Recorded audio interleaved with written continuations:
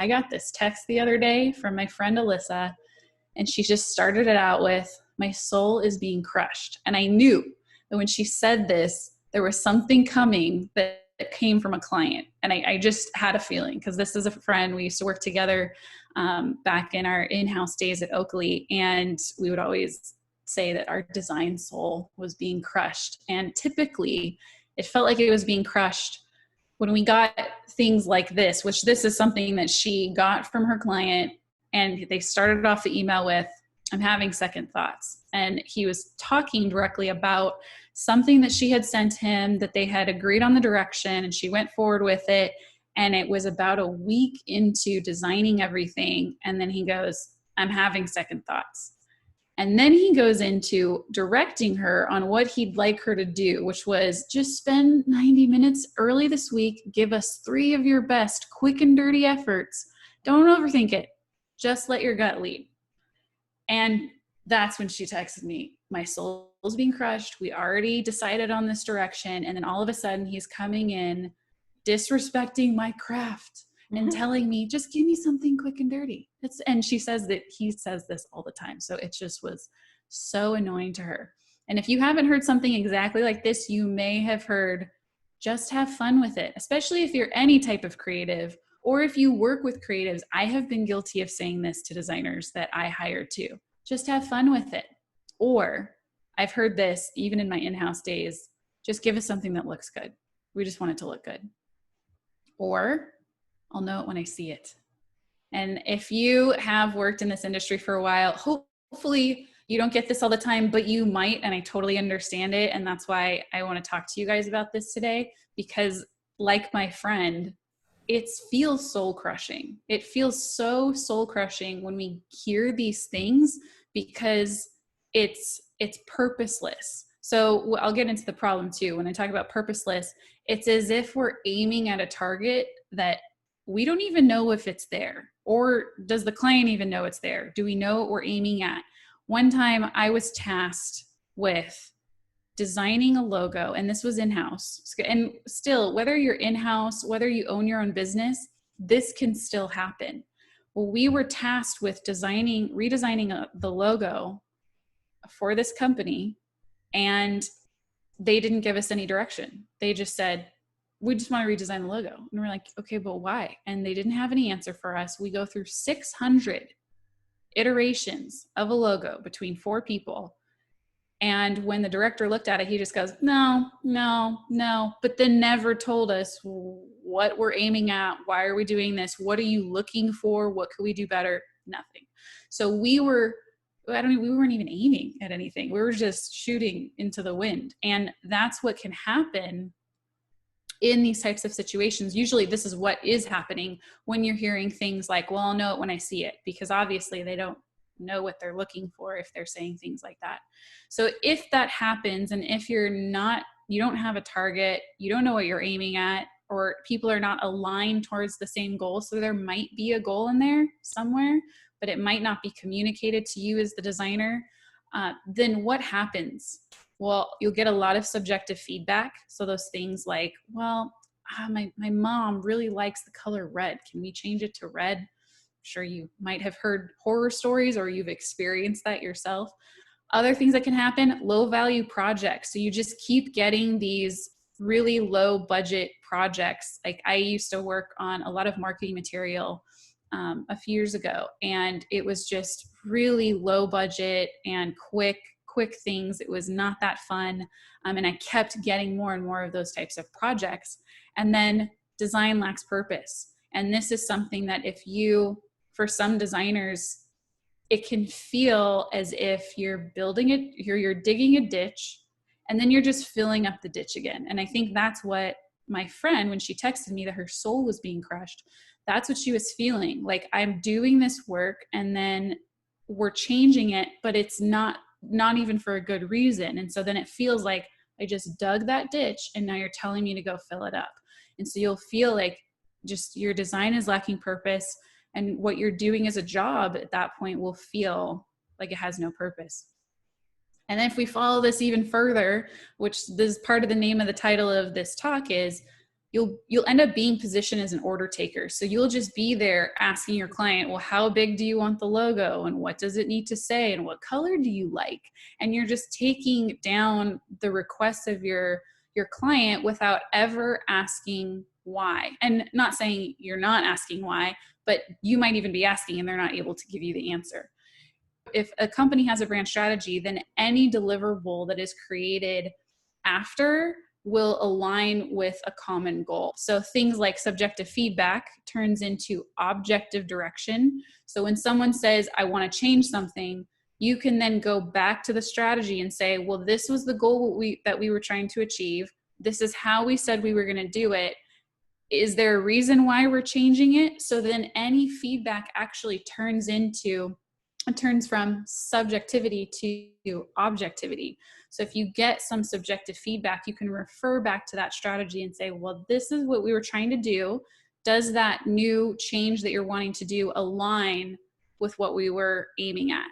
And then your low budget projects actually turn into high value projects, because with brand strategy, you're actually solving a business problem, a very large business problem.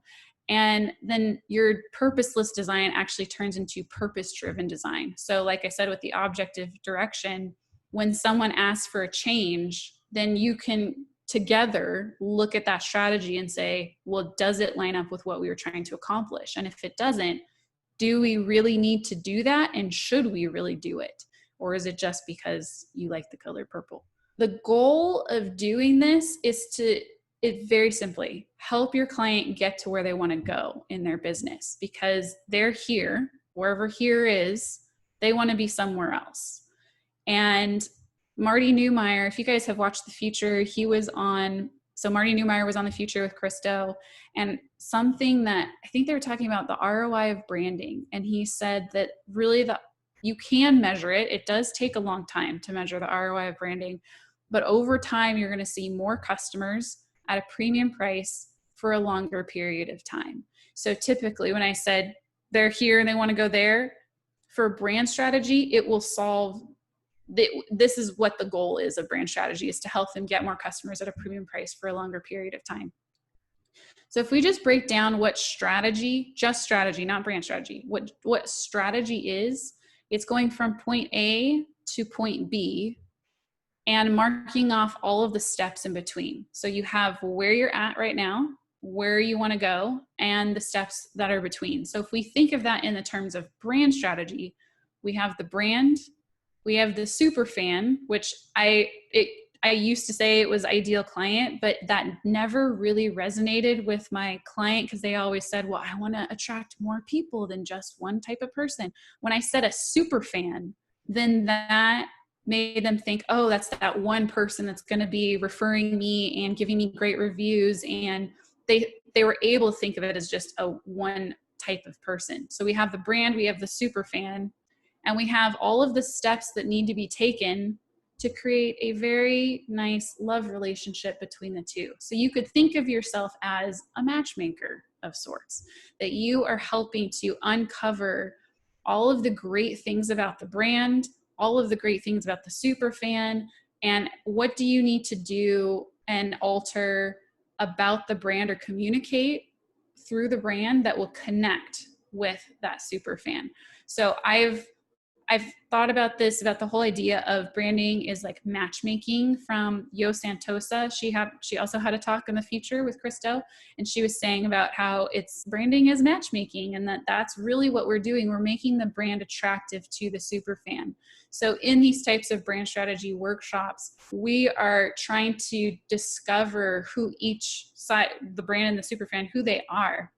And then what does the relationship look like between the two? What types of deliverables need to be created to create that emotional connection between the two? And what are our next steps moving forward? Help your client make decisions, because when they're saying things like, oh, I'll know it when I see it, that tells me that they're not sure about what they're looking for ahead of time. Like, we need to know what we're looking for so that we can make better decisions. And so this process really helps your client make better decisions. The other thing is, and I kind of touched on it earlier, where it's hard to like I hire strategists to help me see things I can't, because it's hard to read the label from inside the jar. So you can be there to help ask questions to your client that will help them see something that maybe they didn't in their own business, or see an opportunity too, because in these conversations with your client, you might discover a new way of attracting the client, which then opens up for so many more deliverables that you could be working on. It might also open up, you'll discover that really this one thing that they thought was going to work is not the thing you guys should go towards. You actually should create something else. So I don't know how your relationships work with your clients, but if you've ever worked on something and then it just fell flat, like the client didn't use it, or it didn't do what they had hoped for, then doing something like this, like a strategy workshop, would really help. At least you put forward your best effort and or hypothesis, instead of just assuming that, oh, we're just going to create this, let's say this website because, well, that's what everyone else is doing, so of course we need a website. But if you were to sit down with your client and say, well, client, your super fan is actually not even browsing online at all, they are more on face-to-face connections, let's just say, then you realize that maybe that deliverable that they were requesting, they just thought that they needed, but it's not truly what would attract that ideal client. And like I mentioned earlier, you're there to really facilitate. You're there to make things easier. You're there to help your client think and make decisions on what briefs should actually be written, what deliverables should actually be created, instead of coming in way later in the process and creating something that isn't going to get them where they want to go. So things like, I don't know, or I'll know it when I see it, will end up turning into, we trust you and you get us. I had a client say this to me one time after we did the strategy workshop, and then I was presenting the identity. And I said, did I hit the mark? Did I miss the mark? Where are you guys at? What are you thinking? And she's like, oh, we trust you. You totally get us. You understand us. And I keep hearing that from clients when I do these workshops. They feel so understood, and then I get their business, I get what they're trying to do and where they're going, that I end up showing one direction for a logo and identity, and they go with it. And it's unreal to me, because I used to have that issue like my friend, where they're like, well, just give me 3 quick and dirty 90-minute options. But because we've done all of this groundwork, that by the time we get to identity, they go, yeah, you totally get it. That's what it should be. We trust you. And it's this, there's so much more trust in the relationship than previously when I was just really taking orders from them. Then things like, just give me something that looks good, will turn into, this will help us reach our goals. We know that what we're creating is actually going to get us somewhere, versus just wanting it to look good. Now, that's not to say that it's bad to create things that look good. Some people, that is the goal. But for the most part, if you're working with businesses, they are trying to reach business goals, and they are investing money in this. And if they don't know what the goal is that they're reaching, it's going to be an expense, because they can't track whether or not that they got a return of their investment. And what you want is to turn expenses into investments for them. They need to invest to get to certain goals. And so if they don't have goals, it's just going to be an expense, and then they're going to pay you less than what you should get.